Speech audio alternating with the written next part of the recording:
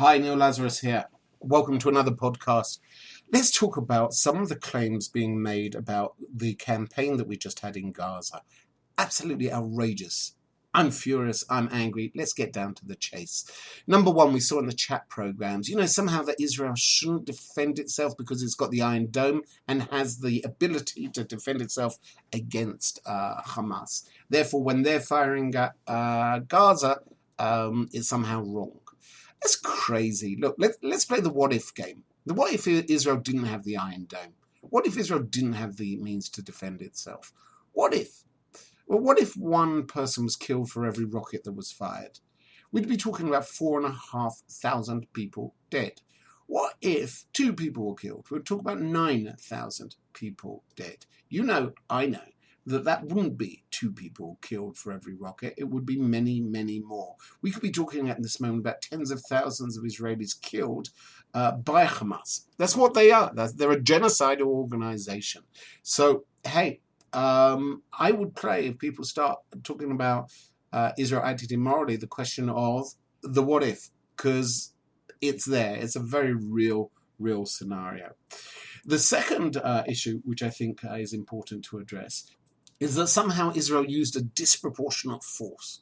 I'm never quite sure what a proportionate force is. I mean, can you imagine if we actually proportionally aimed, for every time they aimed at an Israeli city, we would aim at Palestinian civilians? Or if you looked at the Second Intifada, every time they blew up a bus of ours, we blew up a bus of theirs. Israel's never been proportionate in its response, and that's why I'm proud of it. So again, really challenge some of the moral basis of what people were saying today.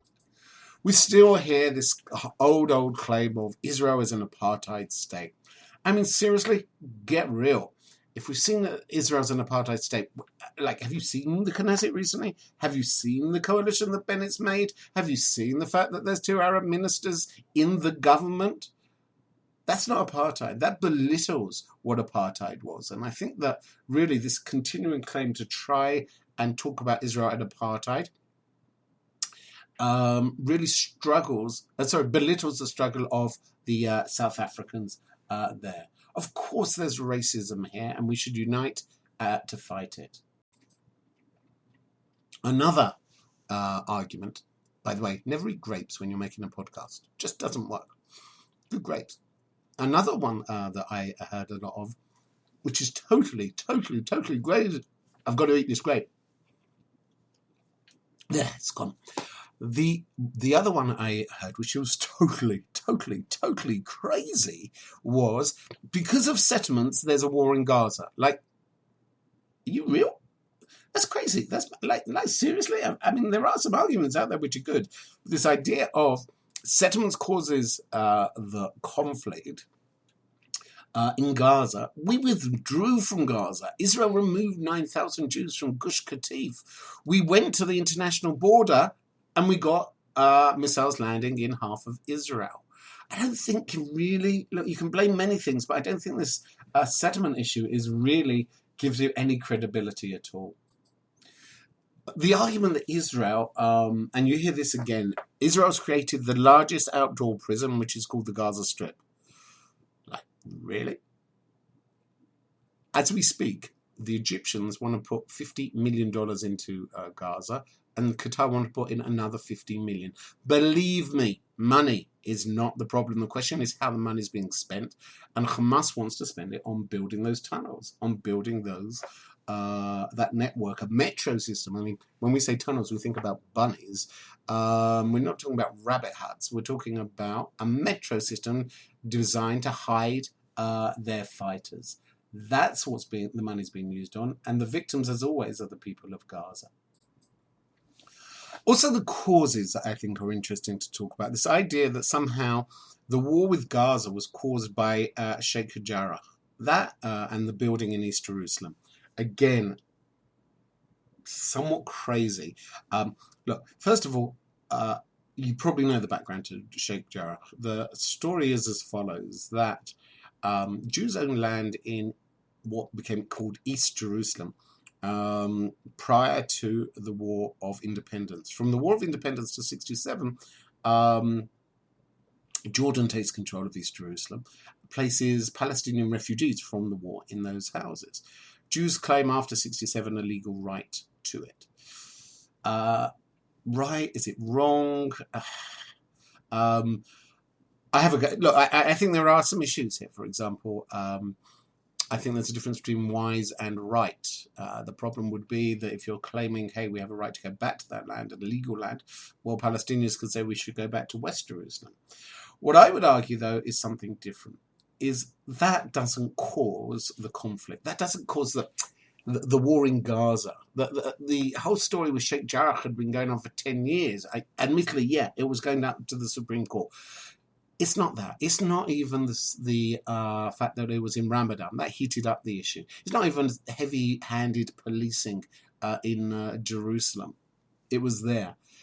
Understand what went on with Palestinian politics. Palestinian politics saw the Palestinian Authority, led by Mahmoud Abbas, cancelling the elections which were meant to be taking place. First elections in 15 years.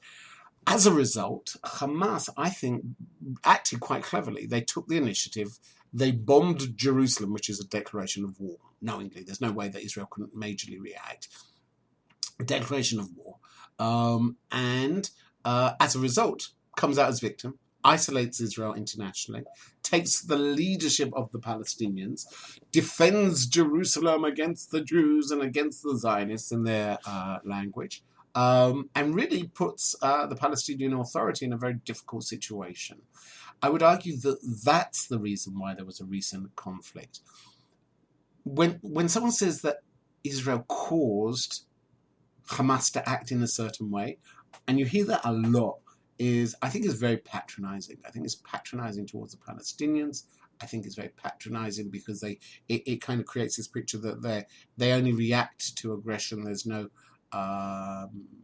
they're not initiating something. They're unable to make some individual thought or strategic thought, and it's remarkably patronizing towards them.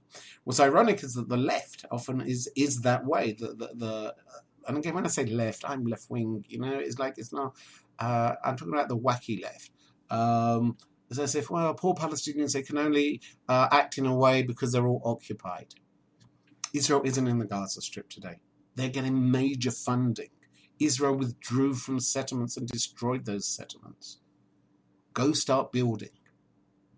And I think those are the challenges. Whenever you point a finger, there's always three fingers pointing back. Look, I hope this wasn't too much of a rant. I really, really wanted to get this podcast recorded for you so that we could really start fighting back on some of the major issues that we're seeing.